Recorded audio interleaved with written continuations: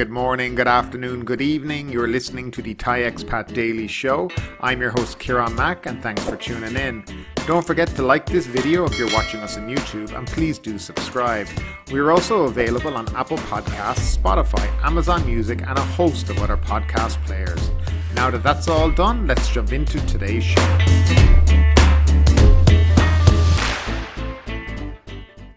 Well, hello there and welcome back to the Thai Expat Daily Show. Today is Wednesday, the 4th of May, 2022, and we're going to start off with a follow-up of a story that we covered last week in relation to e-cigarettes. Now, the National Tobacco Products Control Committee is being urged to consider revising its ban on the import and sale of e-cigarettes in Thailand. The Digital Economy and Society Minister said he has submitted a petition to the committee to revise its decision on e-cigarette sales and imports. He said research in 70 countries has shown that e-cigarettes are a safer alternative to conventional cigarettes and that their sale has been subsidized by their governments. If the government allows the legal import and sale of e-cigarettes, it will be able to set selling standards and benefit from a tobacco tax.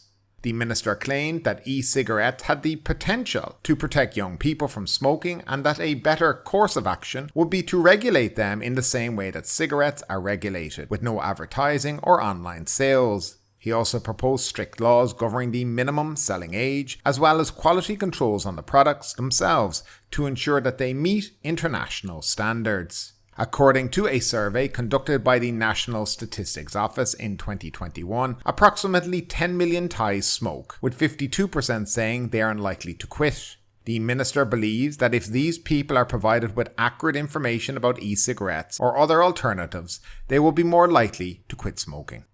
Now moving along, warning issued over suicide rates among workers and unemployed. The Department of Mental Health, the DMH, has issued a warning over the rising rate of suicides among people of working age and retirees. According to the DMH, citing data from the National Suicide Prevention Centre, an average of 53,000 suicides are attempted in Thailand each year, 4,000 which end fatally. DMH Director Dr. Amporn Benjapantik said suicide is now second only to accidents as the leading cause of unnatural deaths in Thailand. She added that major risk factors driving people to commit suicide include stress and depression. According to a March survey, those in the early stages of their careers are 4 times more likely to commit suicide than other adults. Many people face financial pressure during the university to work transition, especially in the context of status-driven, materialistic society. This at-risk group has also been steadily increasing over the last 4 years. Dr. Amporn said love and support from family and friends can help people avoid suicidal thoughts. There have been long concerns that COVID-19 and the restrictions put in place to contain it could cause a mental health crisis and an increase in suicides around the world. Along with fears of disease and potential bereavement, experts say some aspects of the lockdown, such as isolation, loneliness, loss of social support networks, unemployment and financial insecurity, are harmful to mental health. According to data from the World Health Organization, close to 800,000 people worldwide lose their lives to suicide every year. 20 more people attempt suicide for every death. Those statistics are vastly underreported.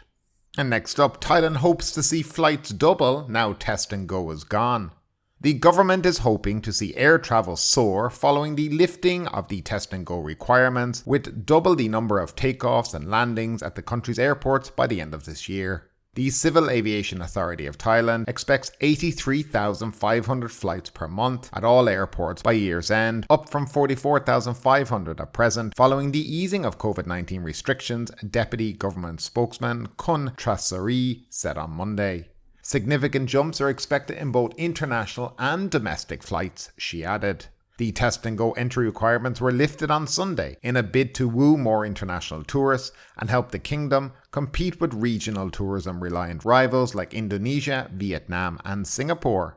Tourism operators and vacationers have complained about the continued necessity to register for the Thailand Pass before arriving in the country, urging the government to scrap it too.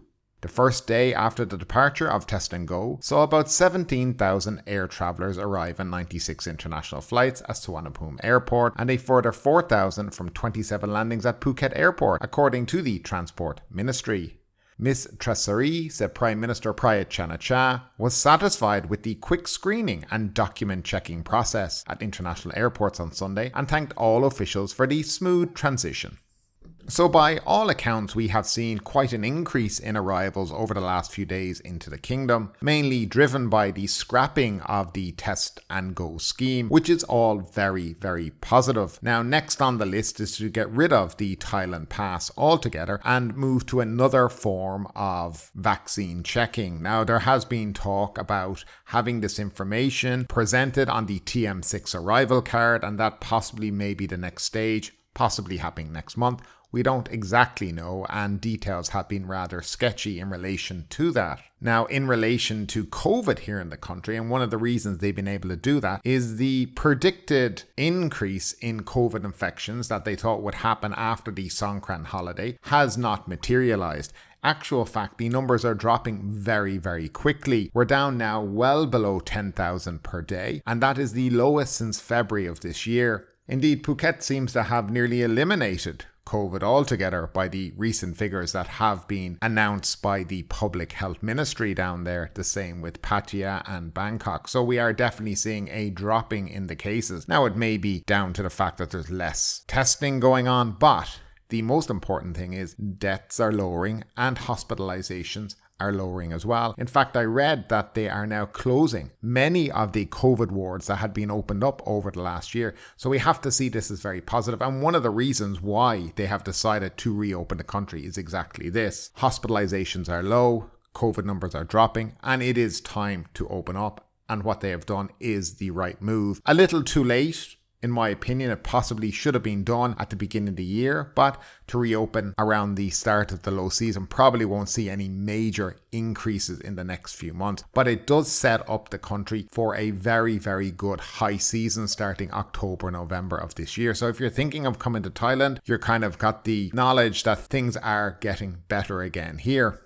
The next thing, and what I've been reading, is people are really wanting to see the mask mandate done away with. Well, especially in relation to outdoors. Now, in Phuket and other parts of the country where there are a lot of tourists, to be quite frank and honest, a lot of tourists aren't wearing masks. I think in some way it does help because it's desensitizing the Thai local population to wearing masks as well, or not seeing people wear masks. And this has been a problem that a lot of people kind of have foreseen, that maybe the local population might not look favorably on tourists who are not wearing their masks outdoors. But it's good to see that really hasn't been the case, and I'm hoping in the next month or two this kind of outdoor mask mandate is completely abolished. Now, of course, the other thing is, and a lot of people are talking about, is when the emergency decree will be gotten rid of. Now, at this stage, the emergency decree, as far as most people in this country are concerned, is kept really to keep the protests from happening, and using the emergency decree as the reason why protests in this country haven't been going on. So we're going to see if with the opening of the country, the reduction in restrictions, the lowering of numbers, will the emergency decree be scrapped, and what exactly will they do to stop the protests that will inevitably come from that, because that has been the main weapon used against them. But overall, I think things are getting a lot better here in Thailand. I can see a change in the mentality of people here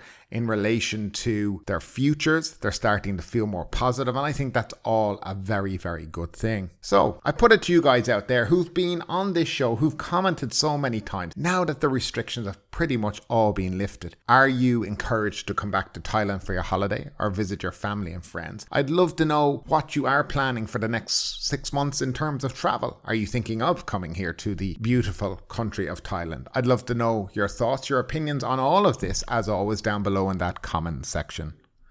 Now, with the inevitable scrapping of the test and go scheme, tourists have been giving the thumbs up to the new rules. Tourists have given positive feedback after the government's decision to scrap the test and go scheme, which took effect on Sunday. The Bangkok Post recently interviewed some international arrivals on Sunday. Now, Kyle Sutherland, a 30-year-old tourist from Canada, is visiting the kingdom with his friends for the first time. He said the scrapping of the RT-PCR test requirement of hotel reservations also helped them save money. I like Thai food and Thai boxing, so I've decided to come despite the complicated regulations, but not having them makes my life easier. Moreover, all countries around the world are going to relax regulations for better convenience as the COVID-19 outbreak declines, he said. Now, Justin Shines, a 28-year-old American tourist, said he had visited Thailand once in January and found that his visit this time was easier as there were fewer documents to prepare. It took him a few days to complete the Thailand Pass process compared to 3 weeks when he visited last time. I would say that it is very easy this time. I don't need to show my RT-PCR test and apply for hotel quarantine. It's very convenient, but I think it would be great if there was no longer a requirement for health insurance as it's put up the cost of travel, he said. Sorm David, a 27-year-old tourist from Cambodia who is on a 5-day trip to Thailand with her friends, said she was happy that Thailand Pass is now more convenient. The cancellation of the RT-PCR test requirement for fully vaccinated visitors also help her save money. So generally, as we have probably predicted, most people are pretty happy with the new regulations. And speeding along to the next story. TAT sees 1 million arrivals per month during the last quarter. The Tourism Authority of Thailand is looking forward to drawing at least 1 million tourists per month during the high season in the final quarter, thanks to a less cumbersome entry process. The agency reported a spike on Friday, April 29th, in Thailand Pass registrations thanks to the new entry rules enacted on April 1. Even though there are challenging factors such as low travel confidence, a poor economy, the Russia-Ukraine conflict, a labour shortage in the tourism sector, and heated competition from other destinations, our goal of 7 to 10 million arrivals remains within sight, said the TAT Governor Yuttasak Supasorn. As of April 25th, Thailand had welcomed 713,183 international arrivals this year. The highest tally was 215,490 arrivals in April, attributed to the cancellation of the 72-hour pre-arrival RT-PCR test from April 1. The number of tourists for the whole month of April is expected to reach 300,000. Mr. Yuttasak said the market should gather pace during the high season with at least 1 million foreign tourists per month from October. Following the implementation of the new registration on Friday for the Thailand Pass system that eliminate COVID-19 tests, there were 40 to 50,000 registrants during the first 12 hours, said the agency. The promising response indicates strong tourism demand from overseas visitors, with new easing of entry rules slated for May 1. He said the TAT should push Thai tourism by promoting both short-haul and long-haul markets, particularly countries with fewer travel conditions, allowing tourists to travel freely. As for the long-haul market, the Middle East, particularly Saudi Arabia, the US, Canada, Latin America and European countries are among the target markets. The TAT plans to participate in an international trade show such as the International Luxury Travel Market, North America, from September 19 to 22 in Mexico. It expects to invite tourism operators to join roadshows such as Amazing New Chapters Roadshow to the Kingdom of Saudi Arabia on May 15th. The short-haul market includes India as a target country, and there is potential with 200 groups of wedding ceremonies already confirmed this year, said the TAT. Other promising markets include Australia, Singapore, Malaysia and South Korea. Joint promotion with partners are scheduled throughout this year for quality segments, led by health and wellness, golf, leisure, luxury and weddings. On Friday, the TAT hosted a meeting with tourism operators to discuss marketing plans for the international market. He said operators suggest focusing on emerging markets in South Asia, such as Bangladesh and Pakistan. And next up, Hong Kong plummets towards bottom of press freedom ranking. Hong Kong has plummeted down an international press freedom chart as authorities have wielded a draconian news security law to silence critical news outlets and jail journalists, a new report said on Tuesday. For 2 decades, media rights watchdog Reporters Without Borders had ranked countries and territories around the world by how free their press is. Hong Kong, a regional media hub for both international and local media, has been steadily slipping down the table under Chinese rule. In the last year alone, it has plunged 68 places to 148, sandwiching the international business hub between the Philippines and Turkey. It is the biggest downfall of the year, but it is fully deserved due to the consistent attacks on freedom of the press and the slow disappearance of the rule of law in Hong Kong, Cedric Alviani, head of the RSF's Taiwan-based East Asia Bureau. In the past year, we have seen a drastic move against journalists, he said. China has imposed increasingly authoritarian structures on Hong Kong following large-scale and sometimes violent pro-democracy protests 3 years ago. It implemented a sweeping national security law in 2020 that has since crushed dissent and seen dozens of democracy activists jailed as well as journalists. Alviani said authorities initially used the law to pursue political opponents and democracy activists, but throughout 2021 it began to increasingly be deployed against local media. Last year, Apple Daily and Stand News, two popular outlets that were critical of the government, collapsed after newsroom leaders were arrested and company assets were frozen by the security law.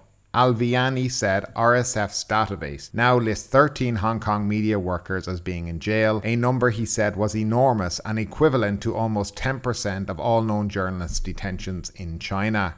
China has consistently been ranked by RSF as one of the world's most hostile countries for journalists and currently sits at 175th out of 180. But until recently, Hong Kong was a comparative oasis of free speech thanks to a one country, two systems formula in which Beijing promised the city could keep key freedoms and autonomy for 50 years after the 1997 handover by Britain. When RSF published its first report in 2002, Hong Kong had some of the freest media in Asia and ranked 18th in the world. For now, the security law has been directed against local media, but questions have swirled over the future of the international press based in the territory. Last week, the city's Foreign Press Club scrapped Asia's most prestigious human rights award, citing the threat posed by the security law. Multiple major news outlets, including AFP, Bloomberg, CNN, The Economist and the Financial Times, have long-standing Asia headquarters in the city. No media can do without correspondents in Hong Kong, but do the media need to have their regional headquarters in Hong Kong? Asked Alviani. Is it safe to leave your computer archive, to leave your server, to leave your management team in Hong Kong? In the current situation, maybe not. And finally, the Phuket News Daily Report. Taxi driver denies any intent of sexual misconduct. The Phuket taxi driver accused of inappropriately touching a 15-year-old girl tourist from Australia has denied any intention of committing any indecent act, Phuket Provincial Police have announced through a statement. Bites were caused by a shark, confirms the PMBC chief. Dr. Kong Kiet, director of the Phuket Marine Biological Centre, has supported the view that the 8-year-old boy injured at Kamala Beach on Sunday was bitten by a shark. COVID-19 wards start to close. Several hospitals have begun closing their COVID-19 wards as the number of virus-linked admissions has fallen, according to the Department of Medical Services. Norwegian expat 76 rescued from Phuket house fire. A 76-year-old Norwegian expat was rescued from a house fire at the Phuket Villa Chaiwut 2 housing estate in Phuket in the early hours of this morning. And finally, German tourist lost in Phuket jungle found safe. A 21-year-old German tourist lost in the jungle near Naiton Beach on his first day in Phuket was found by search teams late last night and safely returned to his hotel. And just to comment on that, there seems to be a number of foreigners over the last few months getting lost in jungles in Thailand. And I guess the best advice is, if you've never been in a jungle before, you don't know your way around it, I'd suggest not going in there alone. But that's just common sense. But ultimately, with this story or anything else that stood out to you today, I'd love to know your thoughts in the comments down below. Because yes, this is a news show, but it's also a conversation. Now keep that conversation going, make sure you like this video, subscribe to the channel, share the video, and do all the good stuff that does help that YouTube algorithm. But ultimately, my name is Kieran Mack, you've been listening to the Thai Expat Daily Show, and we will see you next time.